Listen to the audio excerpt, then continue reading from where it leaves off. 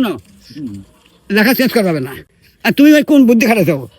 আচ্ছা চল আমার আমি কথা বুঝলাম, তুমি তোমার কোন লোক বলছে তোমার হাতের লেখা চেঞ্জ করে দিবে আরেকজনে?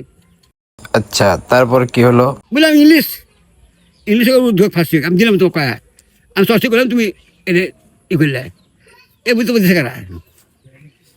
শুনে ভাই কী করবে তুমি? এটা কী কাজ করবে? এর হাতের লেখা ও তো যাও করে যাবো না যাবো কী হতে পারে?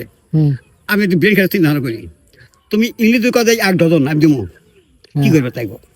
না না না, আমি আপনার কিছুই চাই না। আমি বলবো তুমি তুমি কী করবে?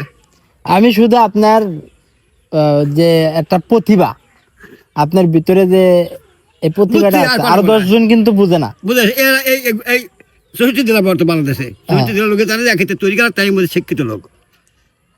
ওই কোর্ট কো আদালত কো ঢাকা হাইকোর্ট কো যত কুড়ি সবাই জানে, উকিল মিত্র জানে যায় আর শিক্ষিত লোক। আমার হাতে দেখা এমন একটা জায়গা নাই যে ঢাকা কেউ দেখে হয়নি দেখি নেই, সবাই দেখছে যা ব্যস্ত একটা আছে। এই কোন জেলার লোক আমার হাতে লেখা, আমার হাতে লেখা আমি ছাড়া আচ্ছা চ্যালেঞ্জ কেউ পরিচয় হবো না। আমি আয় বাসা লাগতো ভাই কাজটা পড়েন পড়তে পারে আর উই নেক প্ল্যান করবো আর তোমার নিয়ে যাবো করবো, কাজে একবার দেবো যে কাজটা খেয়ে দেবো করবো। আর আমি 1 ঘন্টা সময় পড়ে শোনা আমাকে পাবো না।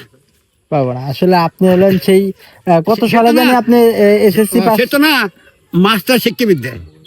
এখনকার যুগে চেহারা নিজে পড়া প্রাইভেট মাসে আই যাও, প্রাইভেট মাসে আইসাও বই 20 টাকাটা নহল করে জাঙ্গিয়া পড় বোঝাই করে ঠিক না।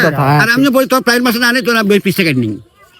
বড় পরীক্ষা দিয়েছিলাম, মেট্রিক পরীক্ষা দিয়েছিলাম, আমি ব্যাংকের পরীক্ষা ছিল আমি ফেল খাসিনি বুঝলা।